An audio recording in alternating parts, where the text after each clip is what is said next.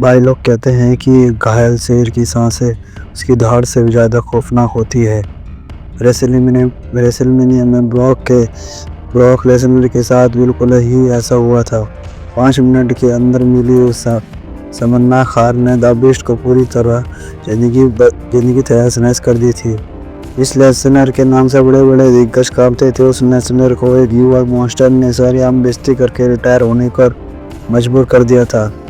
लेकिन दोस्तों, क्या ब्रॉक लेसनर इतनी आसानी से हार मानकर घर बैठने वालों में से है? बिल्कुल भी नहीं।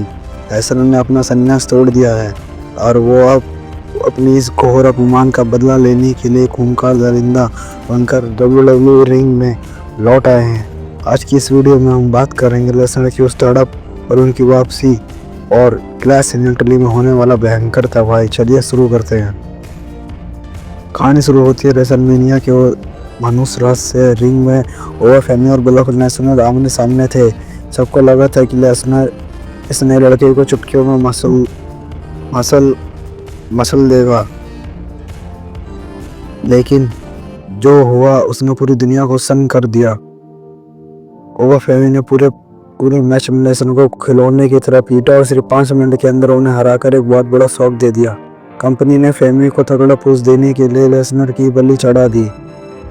उस हार के बाद ब्रॉक लेसनर पूरी तरह टूट चुके थे। उन्होंने समझ नहीं आ रहा था कि उनके साथ क्या हो गया। उन्होंने अपने ग्लव्स, रिंग, जूते उतार कर रिंग में ही छोड़ दिए। इसके बाद लेसनर अपनी जिगरी दोस्त पॉल हेमन को गले लगाया और दोनों के आंखों में आंसू थे।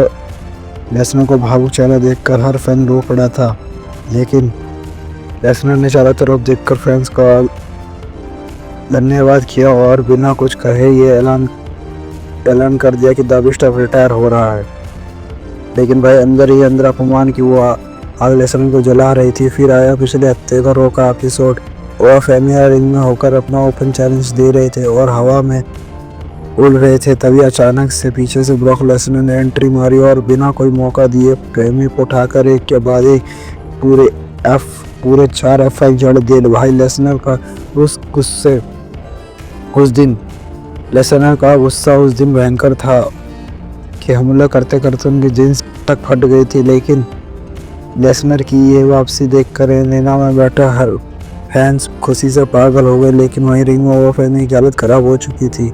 और अब इस हफ्ते की लेटेस्ट रॉ के एपिसोड में लेसनर ने एक वीडियो पैकेज के जरिए अपनी चुप्पी तोड़ी। लेसनर ने सीधा कैमरे में देखकर कहा, रेसलमेनिया की वो हार इतनी शर्मनाक थी कि मुझे बात बिल्कुल भी रास नहीं आई। लेसनर ने कहा, मैं अपने करियर को हार का स्वाद चखा, लेकिन इतनी बुरी तरह आज तक किसी ने नहीं पीता। लेसनर ने ओवरफेमी को चेतावनी देते हुए कहा कि तुम्हें उस जीत की ऐसी कीमत चुकानी पड़ेगी जिससे तुमने कभी भी सपने में भी नहीं सोचा होगा। लेसनर ने साफ कर दिया है कि उन्होंने रिटायरमेंट सिर्फ ओवरफेमी से बदला लेने के लिए तोड़ा है। लेसनर ने वीडियो के अंत में जो कहा उसने पूरे WWE यूनिवर्स को रोंगटे खड़े कर दिए। उन्होंने कहा, कैसे इटली में फेमी को एक रिटायर हो चुके रेसलर के हाथों ऐसी करारी हार मिलेगी कि वो जिंदगी भर याद रखेगा। फेमी को लेसनर हराएगा और फेमी के ऊपर राज करूंगा। लेसनर की बात से सुनकर साफ लग रहा है कि इटली में रेसलिंग का कोई मैच नहीं बल्कि खून की होली खेली जाएगी। अब देखना यह हुआ कि लेसनर अपनी बेइज्जती का बदला लेकर ओवरफेमी का करियर खत्म कर देंगे या फेमी एक बार फिर द बीस्ट को भारी पड़ेंगे। तो दोस्तों, आपके हिसाब से क्लैश इन इटली में कौन जीतेगा? बदले की आग में जल रहे ब्रॉक लेसनर या खूंखार मॉन्स्टर ओवरफेमी? अपनी राय कमेंट्स में बिल्कुल देसी अंदाज में जरूर देना। अगर वीडियो अच्छी लगी हो तो एक लाइक ठोक देना और रेसलिंग के हर फाड़ू और असली खबर के लिए अपने भाई के रेसलिंग वर्ल्ड चैनल को तुरंत सब्सक्राइब कर लेना। मिलते हैं अगली वीडियो में। Thank you.